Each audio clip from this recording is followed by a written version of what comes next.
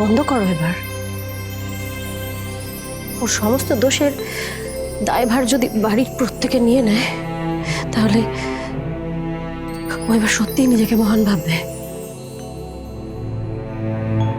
বুঝতেই পারবে না যে ও যেটা করেছে সেটা অন্যায়।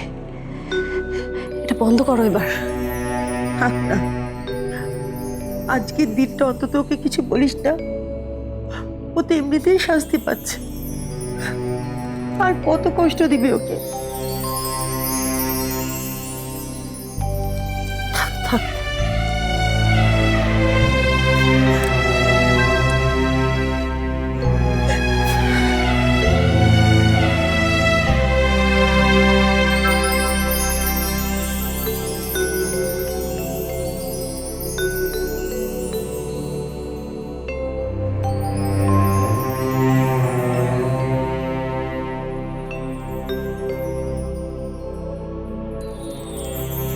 বাবা,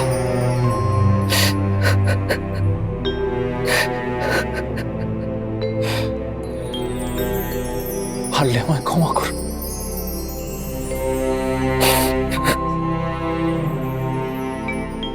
চলুন, দেরি হয়ে যাচ্ছে।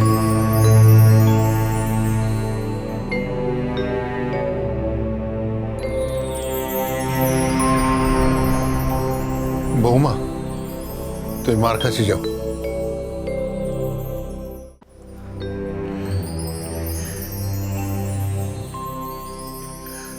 তুমি তুমি আশা করো না যে তোমার পক্ষে কোনো উকিল দাঁড়াবে। না, করি না।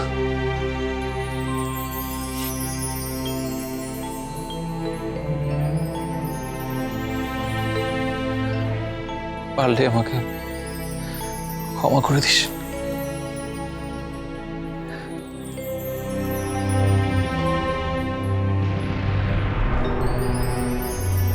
তুই আমাদের সেই ছোট্ট মিনেই রয়ে গেলি এখনো। বড্ড ভালো মেয়ে তুই।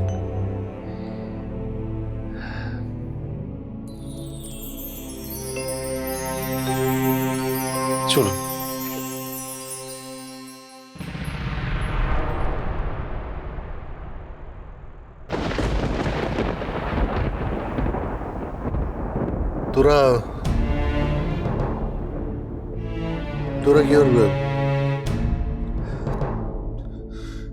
তোরা কি ওর বেল করাতে চাস? আমি চাই না। তোদের বড় মাও চায় না। আচ্ছা, আমার একটু শরীরটা খারাপ লাগছে, আমাকে কি তোদের বড় মার কাছে নিয়ে যাবি? তোদের চোখে অন্ধকার দেখছি, চোখে অন্ধকার।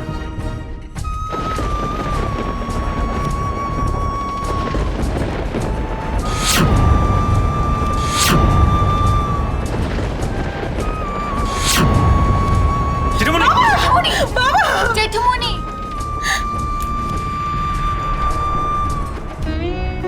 জেঠুমনি, কেমন বুঝছেন ডাক্তারবাবু?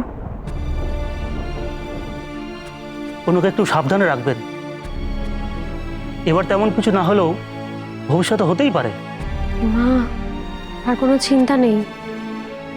যে কারণটা ছিল বাবার শরীর খারাপ হওয়ার, সেই কারণটা তো এখন আর নেই বাড়িতে।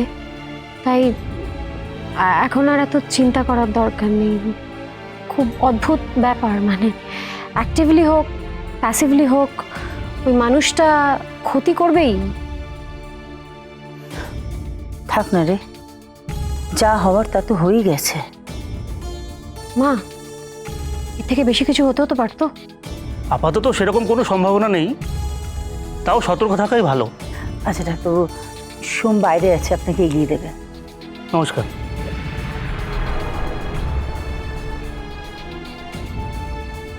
তুমি কেন এত উত্তেজিত হয়ে পড়লে বলো তো?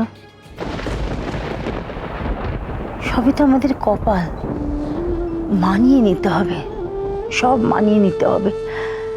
মানিয়ে নেবে যত ততটাই ভালো। ওর বয়স বাড়ছে, শরীরে এত ধকল নিতে পারে?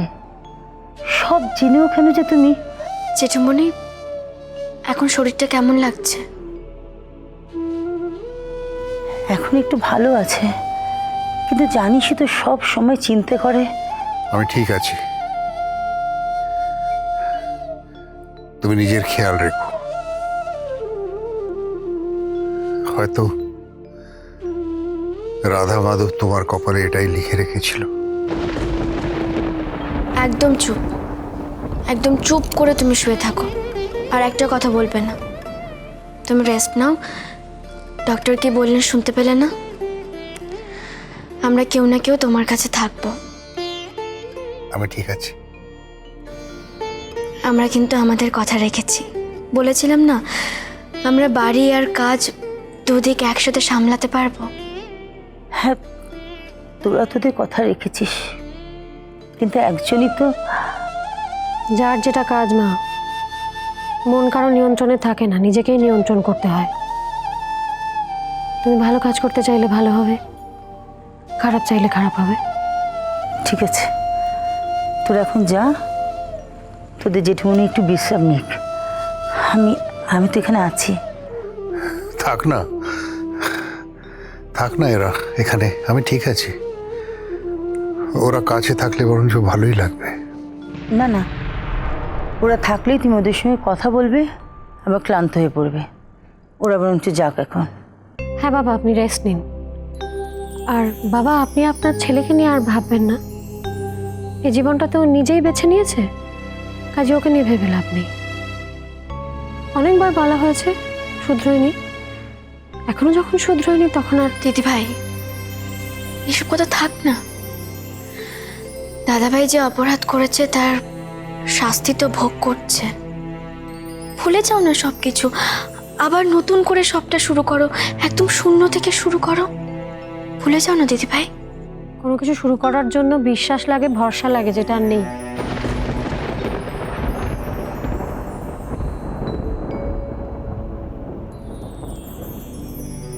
তুমি কিন্তু একবারের জন্য ভেবো না যে আমি ভেতরে ভেতরে কষ্ট পাচ্ছি। বাবু শাস্তি পেলে এটা ওর জন্য মঙ্গল, ওর ভবিষ্যতের জন্য মঙ্গল হবে। তুমি মা, মায়ের বোন বাবার চেয়ে অনেক নরম। আমি তোমার কষ্ট দেখতে পারি না। তুমি বললে আমি বাবুর বেলের ব্যবস্থা করব। না গো, আমি চাই না যে কালি নেই বলে কেউ আমাদের বলুক যে ওর ছেলের প্রতি অন্যায় হতে দেখো আমরা চুপ করে রয়েছি। তুমি আমার জীবনের সব থেকে বড় সত্যি। আর তোমাকে বাবু আমাদের ছেলে শেষ করে দিতে চেয়েছিল, আমি ওকে কোনো দিন ক্ষমা করতে পারবো না।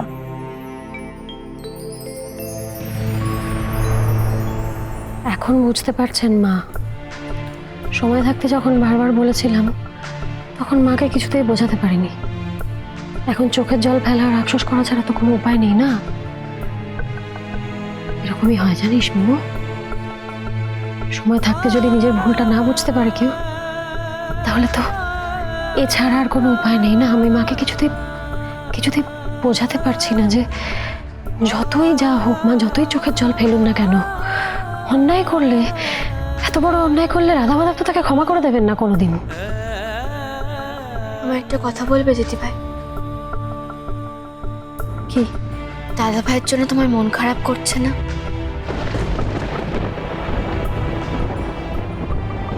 না,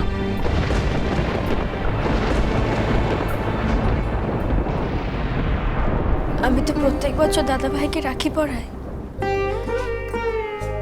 এবছর দাদা ভাইকে রাখি পরাতে পারবো না, এই কথাটা ভেবেই মনটা কেমন যেন করছিল, খুব কষ্ট হচ্ছিল। আর দাদা ভাইয়ের তো এবছর রাখির খুব দরকার, তাই না?